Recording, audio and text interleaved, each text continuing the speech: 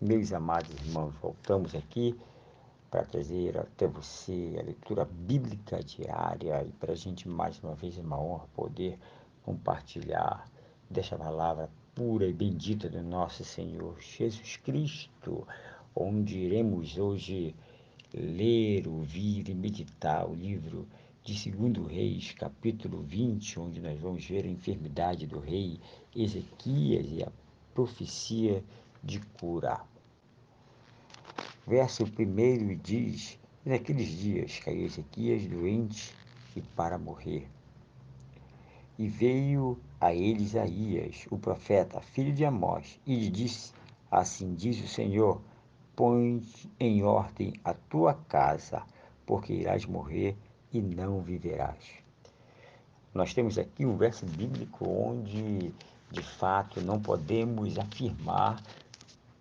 o motivo ou a causa da doença do rei Ezequias. Mas quando nós vamos olhar para a vida humana, vamos olharmos para a soberba, vamos olharmos para muitas coisas, tal qual o Senhor tem feito, né, para as nossas vidas, e muitas vezes deixamos de honrarmos ao Senhor, deixamos de devotar aquilo que Ele tem feito a cada um de nós poderemos termos consequências e consequências gravíssimas, seríssimas e muitas vezes que pode levar até a morte. Pode ser a morte espiritual, assim como também a morte física. Porque se nós formos olharmos para o livro de 2 Crônicas, capítulo 32, nós vamos ver que o rei Ezequias, ele começa a ter a soberba entrando ao seu coração, devido a muitas bênçãos que o próprio Deus providenciou para ele, ou seja, ele esqueceu ou deixou de exaltar o nome do Senhor, que era por ele o nome que estava acima de tudo e de todos. E pior foi que não somente o rei Ezequias começou a cometer pecados, mas também todo o povo de Judá e Jerusalém. E parece que agora eles estão aí diante da invasão da Síria e da enfermidade do rei Ezequias, que lhe levava à morte. Parece que agora também estamos vendo o juízo de Deus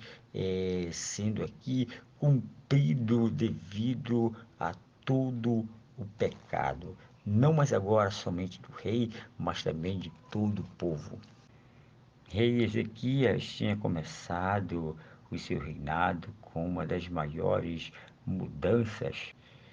e reformas espirituais que jamais o povo tinha visto ou presenciado, e agora, em consequência dessa iniciativa, Deus lhe abençoou abundantemente, e nós vamos ver que este rei aqui pega as bênçãos tal qual o Senhor derramou sobre si, e foi aí onde este rei agora comete este grande pecado que era a soberba. Quando o profeta fala ao rei Ezequias para ele pôr em ordem a sua casa, ele está falando de uma vida espiritual que antes estava conforme a vontade do Senhor, mas que agora estava desestruturada, que agora estava cheia, né, de coisas totalmente errôneas diante do Senhor. O que vejo, digo hoje para você tome cuidado com a tua vida espiritual, que você venha sempre ter este senso, esse instinto de sempre olhar para si e poder julgar como é que está a tua vida diante de Deus, como é que está a vontade de Deus para a tua vida. O rei Ezequias aqui, ele não teve esse cuidado, recebeu as bênçãos do Senhor, e essas bênçãos para ele parece que agora estava como se fosse um nada, ou talvez como se as bênçãos que ele tinha era através da sua força ou através das suas atitudes, mas o Senhor nos alerta que Ele é o Senhor das nossas vidas e que devemos sempre devotar a Ele tudo o quanto Ele possa nos dar. E ao ouvir a profecia dada por Deus através de Isaías. O verso 2, nós vamos ver que o rei Ezequias, ele voltou-se o seu rosto à parede e orou ao Senhor e disse: rogo-te, ó Senhor, e te suplico que lembres que andei diante de ti, em verdade, com o coração íntegro, e que fiz as coisas que te agradaram. E chorou Ezequias com grande choro, diz o verso 3. Conforme lido o verso 2, nós vamos ver o rei Ezequias agora voltando-se ao Senhor e pedindo, clamando por misericórdia por conta dos seus pecados e das suas soberbas, ou seja, o monarca agora está voltando o seu rosto de toda a riqueza e grandeza de Judá e Jerusalém. E também reconhecendo agora todo o momento em que estava passando e achando que estava talvez até totalmente desprezado por conta das suas atitudes. O verso 4 diz: aconteceu que antes que Isaías saísse até a metade do pátio, veio a palavra do Senhor a ele, dizendo, ou seja, automaticamente o Senhor, ele pega agora aqui a oração do rei Ezequias e vai responder, porque diante dele houve-se um coração quebrantado. E o verso 5 diz: volta e diz para Ezequias, príncipe do meu povo, assim diz o Senhor, o Deus de Davi teu pai: ouvi a tua oração e vi as tuas lágrimas. Eis que eu te curarei, e ao terceiro dia subirás à casa do Senhor. Mediante este fato, nós vamos observar que a igreja do Senhor era aquela que orava ao Pai, que rogava a Deus, porque não tinha, muitas vezes, muitos refúgios para ir. Nós vamos ver aqui que Ezequias, ele eleva a sua oração direta a Deus, conforme agora a sua necessidade, conforme agora sim o seu problema e conforme a enfermidade que assolava a sua vida, que era para a morte, e o Senhor chega com promessa de restauração, com promessa de cura e de milagre para a sua vida. Amados, nos dias de hoje, como tem se multiplicado, né, a medicina, tem se multiplicado o conhecimento, tem se multiplicado também os doutores e mestres aí, né, dos aconselhamentos, assim como psicólogo e assim como psiquiatra, né, nós vamos ver que Ezequias, de uma certa forma, poderia procurar também muitos conselheiros daquela época, poderia procurar também outras coisas ou outros deuses, mas ele procurou ao nosso Senhor Jesus Cristo. Para a igreja moderna de hoje, parece que tudo é tão simples e tão instantâneo, tal qual quando estamos acometidos de alguma doença, seja da alma, seja do físico, seja do corpo, né?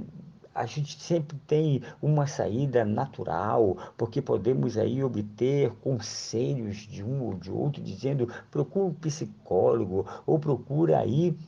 né, um psiquiatra, porque tu necessitas de tal acompanhamento, né? Nós vamos ver que a igreja, na época de Ezequias, o que eles diziam era: tu precisas de Jesus, tu precisas da graça do Pai, tu precisas daquele que vai trazer cura e cura imediata para a tua vida. Não estou dizendo aqui para você não procurar auxílio médico, para que você não venha procurar, né, auxílio da medicina, mas que você possa ainda assim, procurando auxílio da medicina, porque isso é válido, e válido sim, a medicina cura, mas também atrelar principalmente Deus ao teu problema, principalmente aquele que está dizendo que por mim e por você, ele fará, né, com que montanhas sejam aí transportadas de um lugar para o outro, ele fará com que céus e terras venham se mover pelas nossas vidas. Porque o Senhor, ele não faz e nunca fará acepção de pessoas.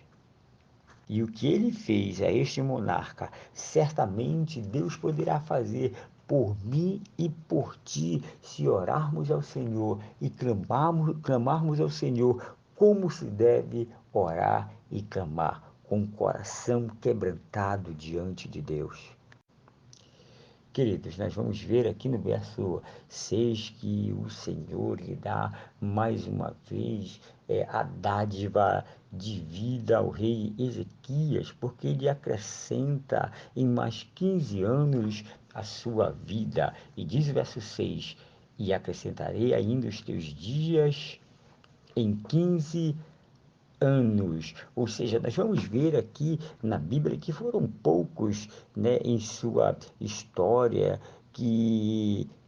sabiam o momento exato que poderiam morrer, mas nós vamos ver que o Senhor, Ele é bom e acrescentou ainda mais o tempo de vida do rei Ezequias. E este verso segue dizendo: livrarei a ti e a esta cidade da mão do rei da Síria, e ampararei esta cidade por amor de mim e por amor de meu servo Davi. Nós vamos ver aqui que o Senhor, Ele faz e fará tudo por amor dos seus filhos. E quando ele cita aqui o nome de Davi, é porque Davi era tal como o coração de Deus, e Deus tinha a palavra de bênçãos para Davi, que até hoje perdura e permanece por mim e por ti, amados. Verso 7, e disse mais Isaías: toma uma massa de figo, e tomando-a, puseram-na sobre sua chaga, e ele sarou. Deus, sendo Deus como é, ele poderia muito bem somente dar uma palavra de ordem à enfermidade deste rei para ser curado, mas quando ele toma por palavras, né, em que ele precisa fazer uso de uma massa de figos, nós vamos ver que o Senhor, ele está aqui de uma certa forma querendo impulsionar agora o rei Ezequias a fazer uso da fé, de uma fé que é levada pela ação em crer na palavra do nosso Senhor Jesus Cristo. Ele poderia curar aí instantaneamente, mas existem momentos que o Senhor, ele vai precisar e nos impulsionar a fazer com que a fé ela venha ter aí o seu poder de ação e também de reação. E o rei Ezequias, não temendo ao que o Senhor falou, ele com esta atitude obteve a sua cura e o milagre conforme a necessidade física. Nós vamos ver dos versos 8 ao verso 11 o sinal milagroso da cura de Ezequias, ou seja, o relógio de Acais ele é retrocedido conforme a vontade do Senhor. Verso 8 diz: Ezequias disse a Isaías: que sinal terei de que o Senhor me curará e que subirei à casa do Senhor ao terceiro dia? E respondeu Isaías: este sinal terás do Senhor, de que o Senhor fará o que tem dito. Queres que a sombra avance 10 graus ou que retroceda em 10 graus? E Ezequias respondeu: coisa fácil é que a sombra decline 10 graus, ou seja, adiantar-se. Não seja assim, porém, mas que a sombra volte para trás 10 graus. Adiantar-se ou retroceder-se, ambos seriam impossíveis. Entretanto, retroceder era de uma impossibilidade ainda muito maior. Verso 11 diz: então o profeta Isaías clamou ao Senhor e fez retroceder a sombra os 10 graus que tinha avançado no relógio de Acais. Ou seja, queridos, este foi um milagre notável notável, o milagre tal qual o Senhor fez com que este dia fosse o dia mais longo, e este evento ele foi conhecido por toda parte do mundo, porque foi muito notável o que o Senhor fez conforme o tempo. Ou seja, queridos, nós vamos ver aqui o poder de Deus sobre, né, os fenômenos da natureza, sobre o tempo. Nós vamos ver aqui a grandiosidade do Senhor no controle de todas as coisas, o tal qual pode parar a rotação da Terra, pode acelerar ou pode fazer com que ela venha retroceder, porque esse Deus ele é grandioso e em suas fortes mãos há uma concentração de poder e de muita glória, e a sua palavra, a palavra bendita, ela é uma palavra de poder sobre todas as coisas. É lógico que para os dias de hoje fica-se muito improvável que o Senhor volte a fazer tal façanha, mas hoje, como o Senhor continua sendo o Deus tão poderoso como Ele quer dizer que não mais desta forma, parando, né, assim o tempo, ou retrocedendo o tempo, ele pode ainda abençoar a tua vida de uma certa forma, tal qual possa se equiparar a este grande feito, conforme aos olhos naturais foi tão grande, mas que para ele é um nada, que para ele é tão pequeno, porque ele é esse Deus absoluto e tremendo sobre todas as coisas. No verso 12, nós vamos ver que o rei Berodaque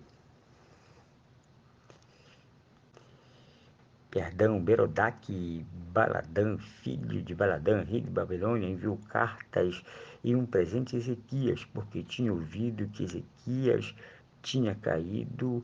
doente. E Ezequias os ouviu e lhes mostrou toda a casa das coisas preciosas, prata, ouro, especiarias e preciosos ungüentos, e a casa das suas armas, e tudo que havia em seus tesouros. Nada ficou que Ezequias lhes tinha mostrado, tanto em sua casa como em todo o seu domínio. Vamos ver que Ezequias ele começa agora, por um ato de estratégia, querer demonstrar a esses embaixadores todo o poderio de sua terra, todo o poderio de Judá, para tentar impulsionar ou pressionar, né, a Babilônia a ser aliados de si,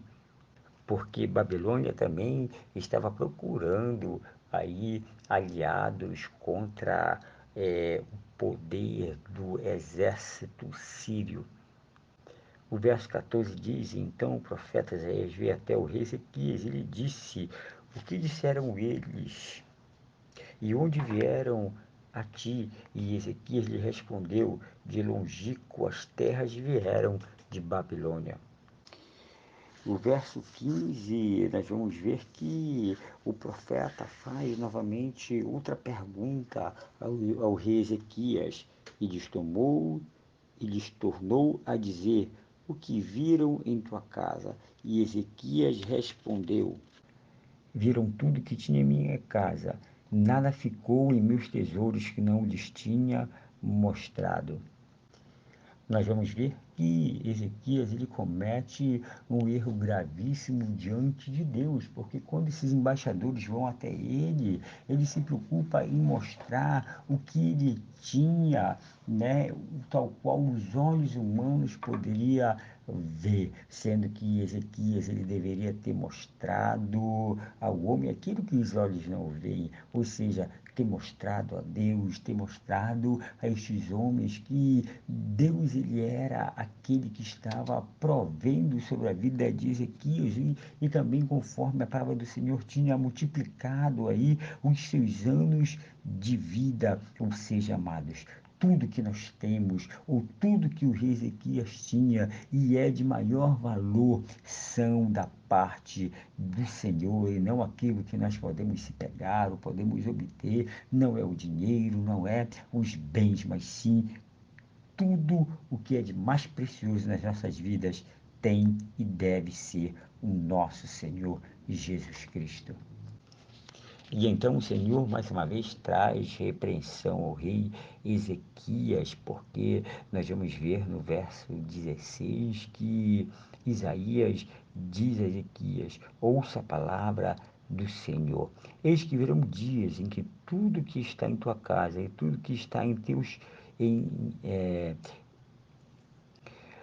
os teus pais lhes deixaram por tesouro até hoje, será levado à Babilônia sem ficar nada, diz o Senhor.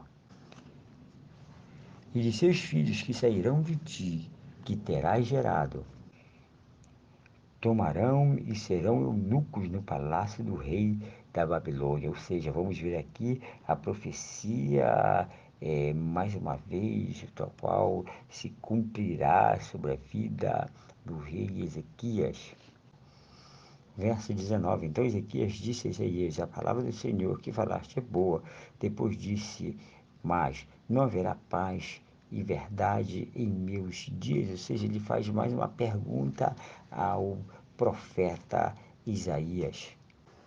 Isso em meio à aceitação, conforme aí o que o Senhor estava requerendo mais uma vez de Ezequias, em que reconhecesse que mais uma vez estava andando de uma forma não inadequada diante do Senhor Jesus Cristo. O verso 20 diz: os outros feitos de Ezequias e toda a sua força, e como fez o lago e o aqueduto com que colocou as águas na cidade, não está porventura escrito no livro das crônicas dos reis de Judá? E dormiu Ezequias com seus pais e reinou em seu lugar Manassés, seu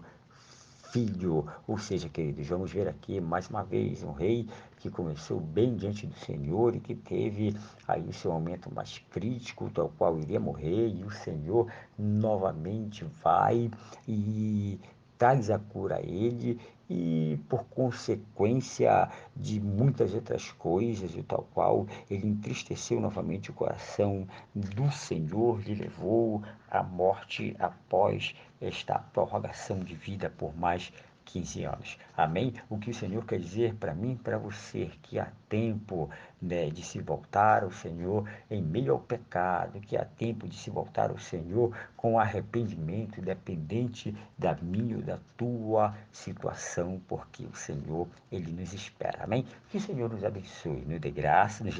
e que possamos amanhã, mais uma vez, trabalharmos o livro de 2 Reis, agora capítulo 21, ouvindo sobre o reinado de Manassés sobre Judá.